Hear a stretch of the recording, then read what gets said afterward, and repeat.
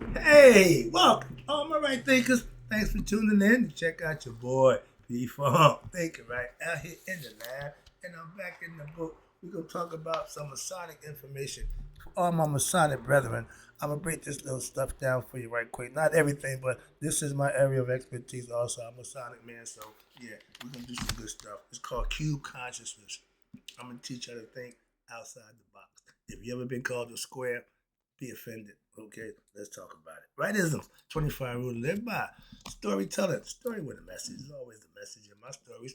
For life, I give you life lessons. You tune in and receiving them. I appreciate you. We got a good thing going. Let's do what we do. Right thinking mission is to enlighten, inspire, educate, and motivate you, the individual, to a higher spiritual level of enlightenment. Right thinking way of life through mental and spiritual discipline. Practice daily will help and guide you to obtain your goal of reaching spiritual enlightenment, aka know thyself. My mission that all right thinkers know thyself. If you're right thinker, your goal is to know thyself. See where we're going with this? Let's get that together. So I asked the question, do you know you? You will when I'm through. That's what I do. It's rhetorical, but if you don't have to answer for yourself, tune in. I got you.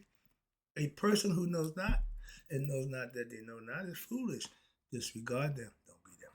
A person who knows not and knows that they know not is simple, but you can teach them. That's why I do what I do for you. Appreciate you too. Stay tuned. I got more for you. A person who knows not and believe and think that they know is dangerous, avoid them. I do. A person who knows, excuse me, and knows not that they know is spiritually asleep. I can awaken them. I'm the spiritual alarm clock here to wake you up with knowledge of self. That's what I do for you. A person who knows and knows that they know is wise. Follow them. All these persons reside in you. Right thinkers, know thyself, and to my God, be true. Right thinkers, let's P Funk's philosophy on cube consciousness. It's a Masonic concept that I learned this, but they didn't teach it the way I'm gonna break it down for you. So let me see if I can work this in. When you see the black and white checkered floor, okay, it's a Freemasonic lodge. Symbols. It symbolizes what we know as duality, inherent in the physical realm, three dimensions. The alternating squares represent the contrasting aspects such as light and dark, good and evil, reflecting the multifaceted nature of the physical existence. The square is not good. Why? Being bound by beginning and ends signifies the constraints of time, the limitations, and the solidity of matter within our worldly experience. In the physical form, you have limitations. The body is limited. But the duality is the spirit is not. The mind is not limited, but the physical body is. They're going to show you how to break it down. But the duality, this duality extends where? To our individual self. We are spirit and matter come together to make the human being. We're divine beings having a human experience. In order to do that, we need the physical body. But it also echoes in the separation of what? The feet on the floor, where the heel represents a metaphysical hell of division. Heaven, hell, upper, lower, all metaphorical, all philosophical, and it's all symbolical. This is the Masonic floor right here. They tell you this is the grave. I got a philosophy that says this is where your physical body gonna end up. But in Masonic order, we got a guy, our Grand Master, who gave up his life for what? To keep the secrets of the Masonic order. When the ruffians tell him, give us the password, the secrets, or we take your life. He said, okay, my life you can take. My integrity, never. And they took his life. Integrity still lingers on. We still practice it to this day. I feel the same way. If I'm with something, I ain't breaking. No, do what you gotta do. Okay, torture me down, man. Just go ahead and take me out. Why? You ain't gonna get it out of me. We know some people taught that first time something. Okay, I'll tell.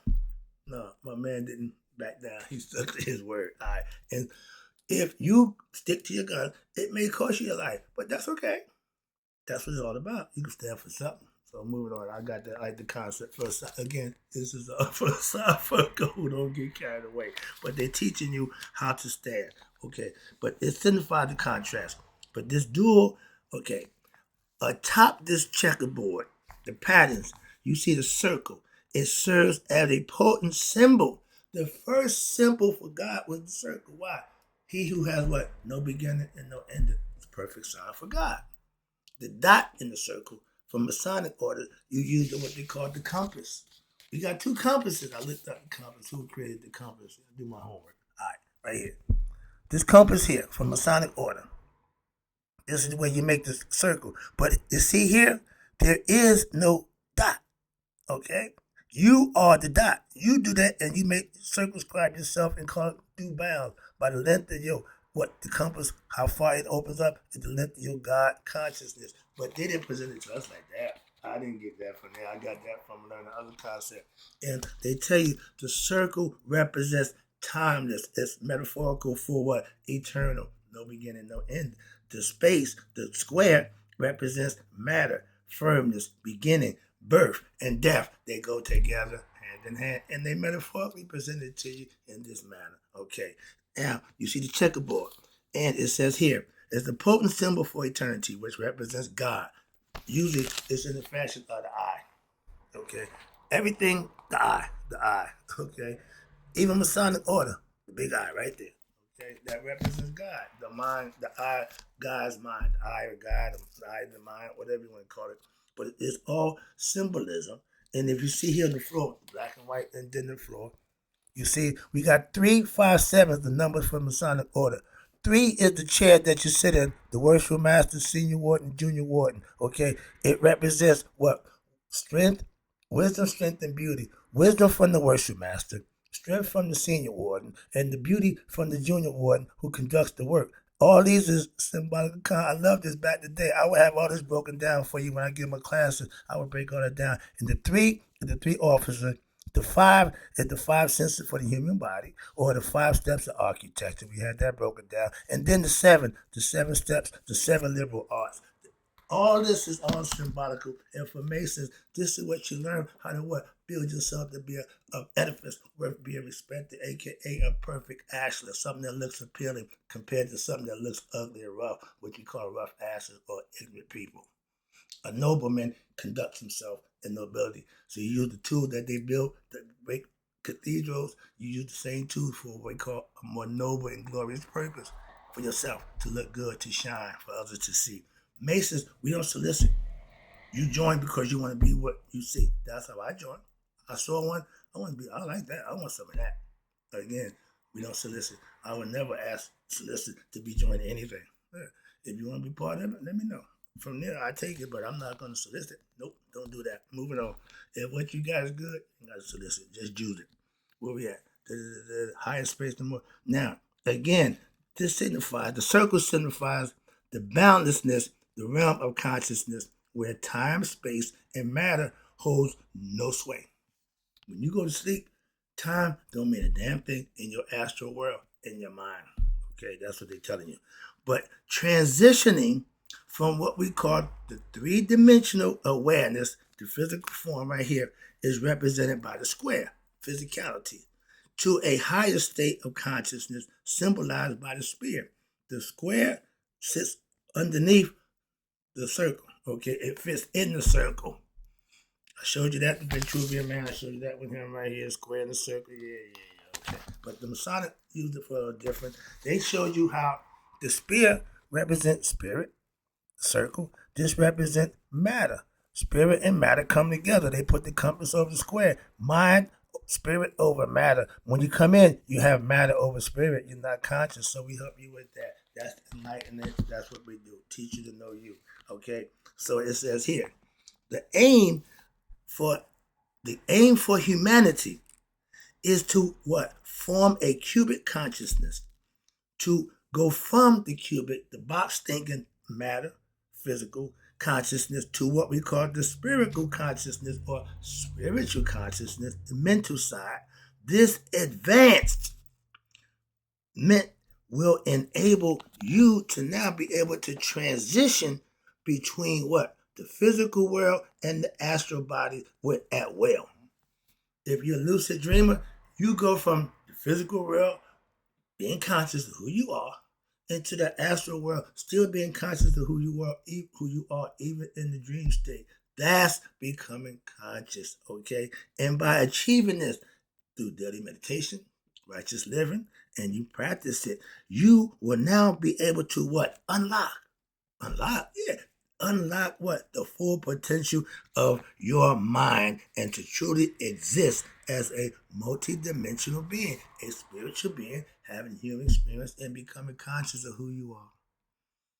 That's the goal for all human beings. Society, not just man, no, all of us, but we have a few distractions. So everybody has to deal with on their own terms again. But the human head, this thing right here, is the only part of the body, what?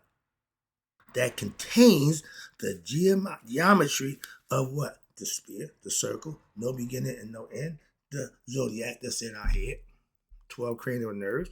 But this is not by coincidence. No, as the head is where our conscious resides.